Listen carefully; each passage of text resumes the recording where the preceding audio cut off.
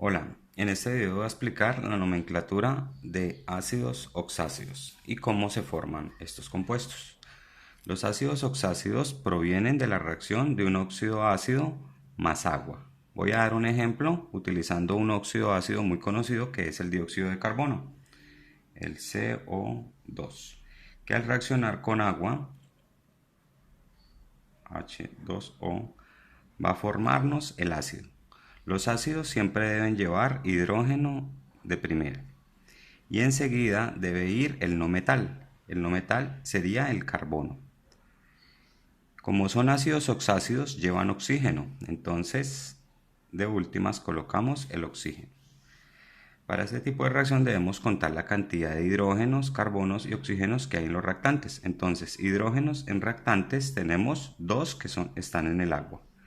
Se colocan aquí. Carbono, solamente hay un carbono que está en el dióxido de carbono, entonces lo dejamos así. Ya sabemos que con el solo símbolo estamos diciendo que hay un carbono. Y los oxígenos, hay dos en el dióxido de carbono y hay uno más en el agua, entonces aquí debe ir tres. Y aquí tenemos formado el ácido. Podemos determinar el nombre del ácido dependiendo del estado de oxidación del no metal. En este caso, el estado de oxidación del carbono es +4, porque es el mismo estado de oxidación que traía desde que era un óxido, ¿sí? Estos números se han simplificado y el estado de oxidación del carbono es +4. Como el carbono presenta dos estados de oxidación, uno es 2 y el otro es 4, aquí está utilizando el mayor de los dos estados de oxidación. Como sabemos en nomenclatura tradicional, para el mayor de los dos estados de oxidación la terminación debe ser ico. Por tanto, este es el ácido carbónico.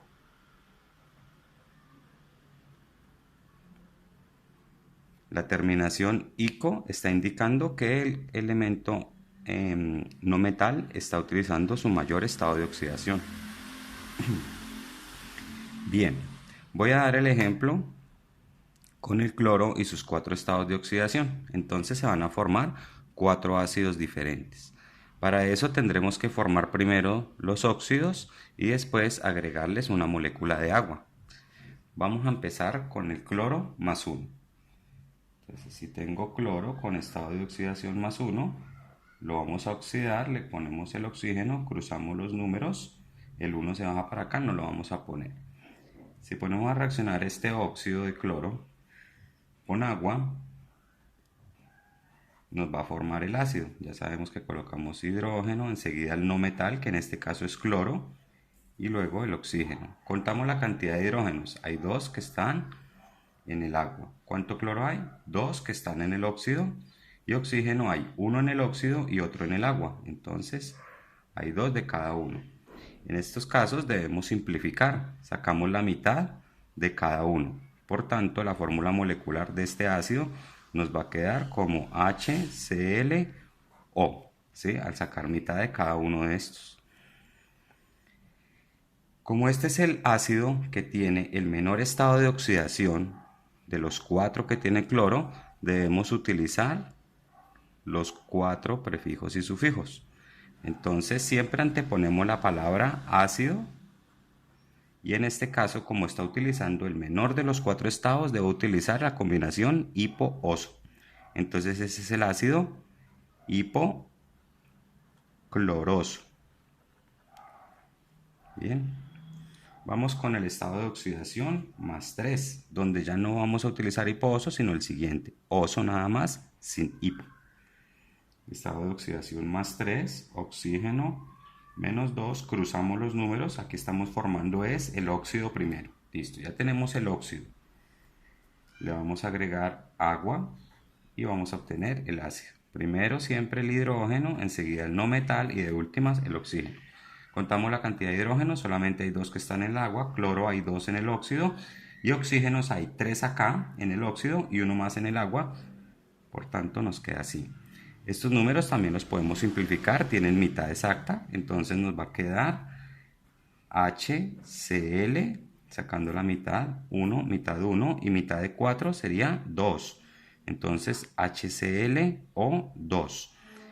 Y este sería entonces el ácido cloroso.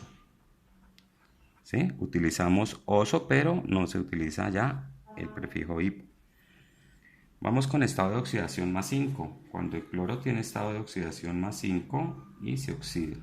Cruzamos los números como siempre. Bien. Agregamos agua y obtenemos el ácido. ¿Sí? Hidrógeno, no metal y oxígeno. Colocamos la cantidad de hidrógenos, 2 del agua.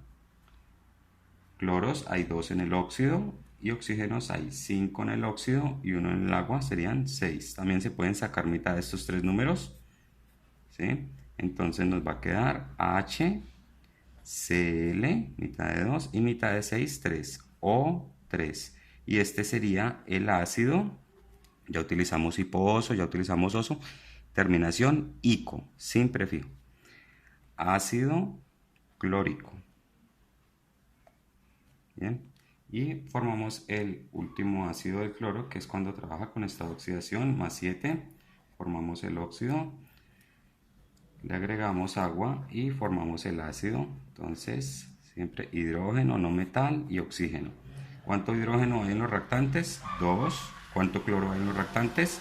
2. ¿Y cuánto oxígeno hay en los reactantes? 7 aquí en el óxido y uno más acá, serían 8. Estos números también tienen mitad, por tanto simplificamos.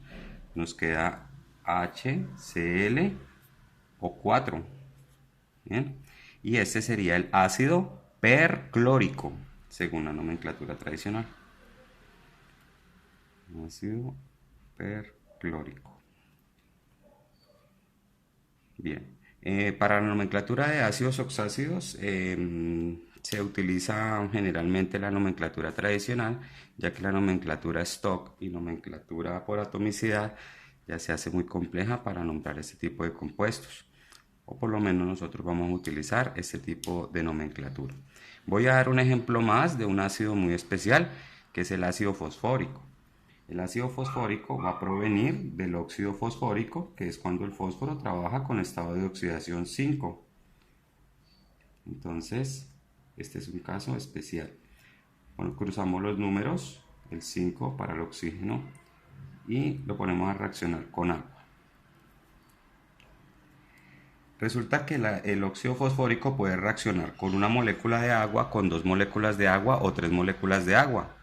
Normalmente lo más común es que reaccione con 3 moléculas de agua. Entonces el ácido que nos forma tendrá la siguiente cantidad de átomos. Entonces colocamos el hidrógeno primero, el no metal enseguida y el oxígeno después.